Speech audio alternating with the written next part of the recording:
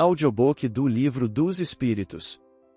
Segunda parte, capítulo 2.2.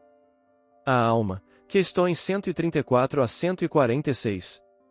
134, que é a alma? Um espírito encarnado. A. Que era a alma antes de se unir ao corpo? Espírito. B. As almas e os espíritos são, portanto, idênticos, a mesma coisa? Sim, as almas não são senão os espíritos. Antes de se unir ao corpo, a alma é um dos seres inteligentes que povoam o mundo invisível, os quais temporariamente revestem o invólucro carnal para se purificarem e esclarecerem. 135. Há no homem alguma outra coisa além da alma e do corpo? Há o laço que liga a alma ao corpo. A. De que natureza é esse laço? Semimaterial, isto é, de natureza intermédia entre o espírito e o corpo. É preciso que seja assim para que os dois se possam comunicar um com o outro.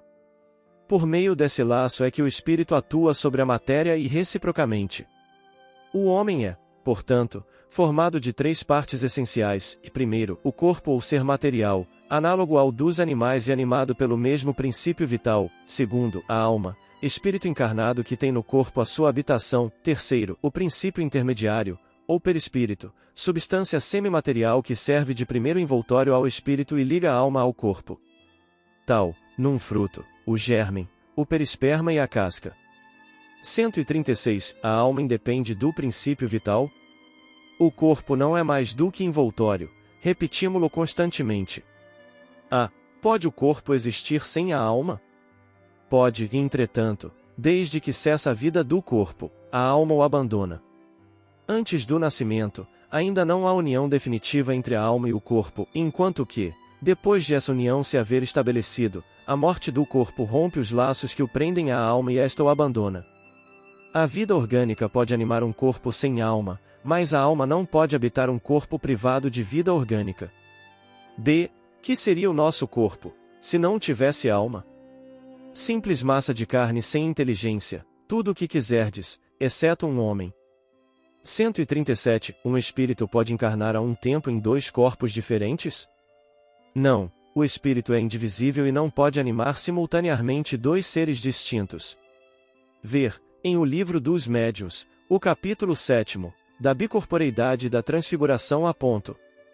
138. Que se deve pensar da opinião dos que consideram a alma o princípio da vida material?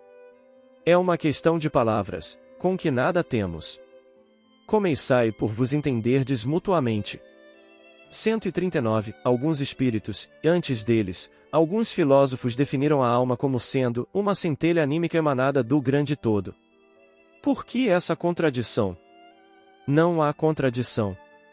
Tudo depende das acepções das palavras. Por que não tendes uma palavra para cada coisa? O vocábulo alma se emprega para exprimir coisas muito diferentes. Uns chamam alma ao princípio da vida e, nesta acepção, se pode com acerto dizer, figuradamente, que a alma é uma centelha anímica emanada do grande todo. Estas últimas palavras indicam a fonte universal do princípio vital de que cada ser absorve uma porção e que, após a morte, volta à massa donde saiu.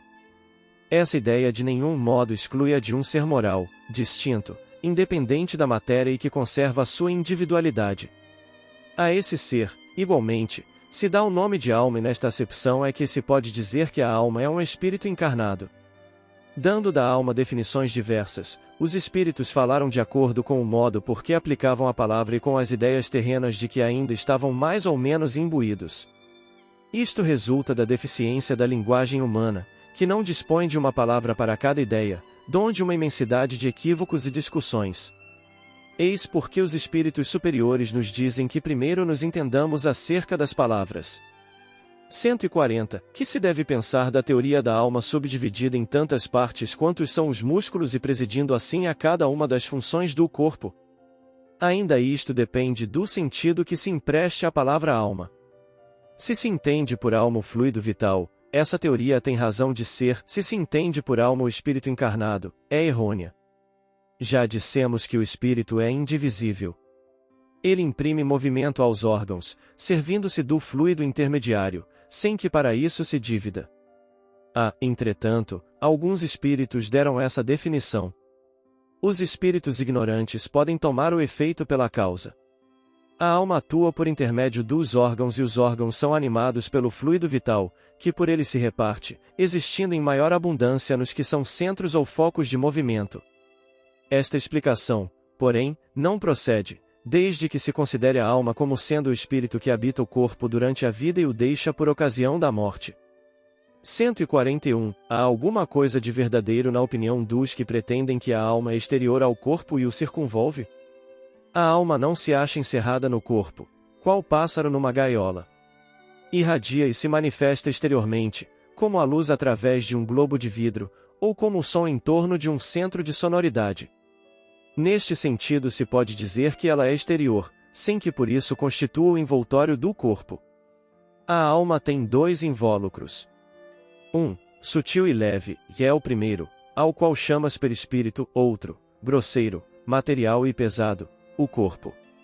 A alma é o centro de todos os envoltórios, como o gérmen em um núcleo, já o temos dito.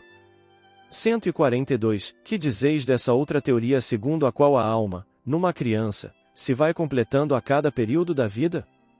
O espírito é uno e está todo na criança, como no adulto. Os órgãos, ou instrumentos das manifestações da alma, é que se desenvolvem e completam. Ainda aí tomam o efeito pela causa. 143. Porque todos os espíritos não definem do mesmo modo a alma. Os espíritos não se acham todos esclarecidos igualmente sobre estes assuntos. Há espíritos de inteligência ainda limitada, que não compreendem as coisas abstratas. São como as crianças entre vós. Também há espíritos pseudo-sábios, que fazem alarde de palavras, para se imporem, ainda como sucede entre vós. Depois, os próprios espíritos esclarecidos podem exprimir-se em termos diferentes, cujo valor, entretanto, é, substancialmente, o mesmo, sobretudo quando se trata de coisas que a vossa linguagem se mostra impotente para traduzir com clareza. Recorrem então a figuras, a comparações, que tomais como realidade. 144. Que se deve entender por alma do mundo?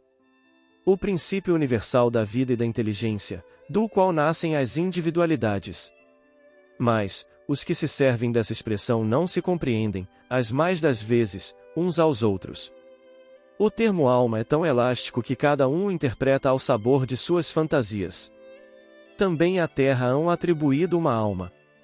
Por alma da terra se deve entender o conjunto dos espíritos abnegados, que dirigem para o bem as vossas ações, quando os escutais, e que, de certo modo, são os lugares tenentes de Deus com relação ao vosso planeta. 145. Como se explica que tantos filósofos antigos e modernos, durante tão longo tempo, hajam discutido sobre a ciência psicológica e não tenham chegado ao conhecimento da verdade? Esses homens eram os precursores da eterna doutrina espírita. Prepararam os caminhos. Eram homens, e como tais, se enganaram, tomando suas próprias ideias pela luz. No entanto, mesmo os seus erros servem para realçar a verdade, mostrando o pró e o contra.